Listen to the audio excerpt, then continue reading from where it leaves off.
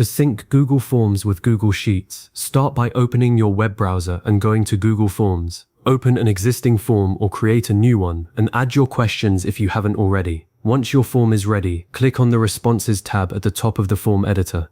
Make sure responses are enabled. If you see a green toggle, you're good. Then, click the Link to Sheets icon, which looks like a small spreadsheet with a link symbol. You'll have two options: create a new spreadsheet or select an existing one.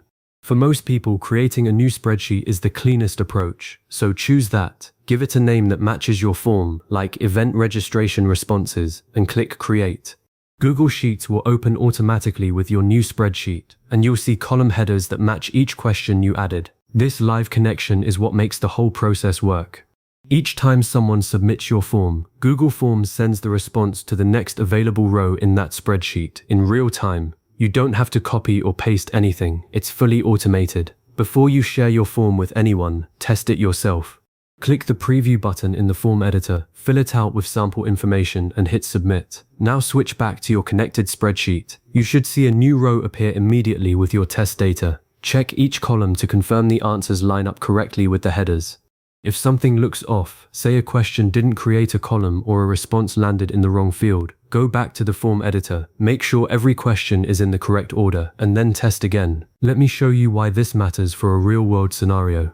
Say you create an event registration form for a workshop. When someone signs up, their name, email, and any preferences are instantly added to your spreadsheet. You can then sort the list alphabetically, filter by people who opted in for a follow-up, or create a pie chart showing which time slot is most popular. All of that analysis lives in Sheets, not the form itself, which keeps your data organized and actionable.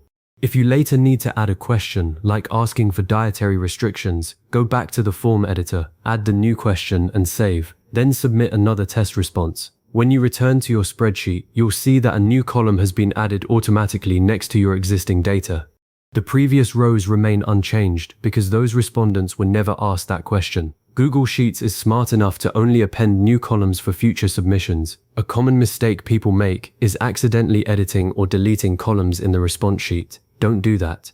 The column structure is linked to your form questions, and changing a header or removing a column can break the sync for future responses. If you need to clean or rearrange data, always work on a separate sheet within the same spreadsheet.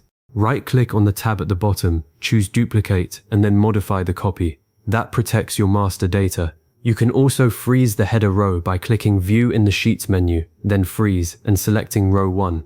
This keeps your column labels visible as you scroll down through hundreds of responses. Similarly, turning on Filters under Data, then Create a Filter, lets you quickly narrow down submissions by date, answer, or any criteria you choose. Once your sync is working and you have some real responses coming in, you can take it further. Use the spreadsheet to create charts by selecting your data and clicking Insert, then Chart.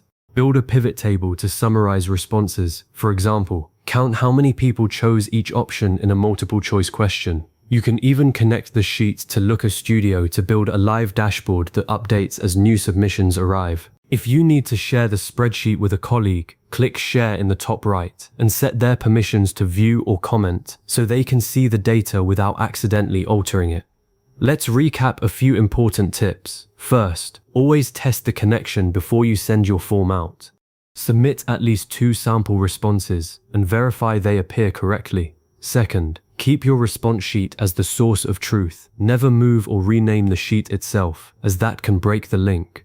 Third, take advantage of Sheets features like conditional formatting to highlight late submissions or missing answers.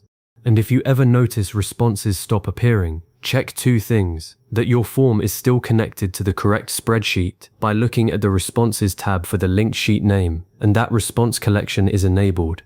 You can also refresh the spreadsheet by clicking the refresh icon or pressing F5. Now that you've synced Google Forms with Google Sheets, you have a fully automated data pipeline. Every new submission flows directly into your spreadsheet, ready for sorting, filtering, analyzing, and reporting.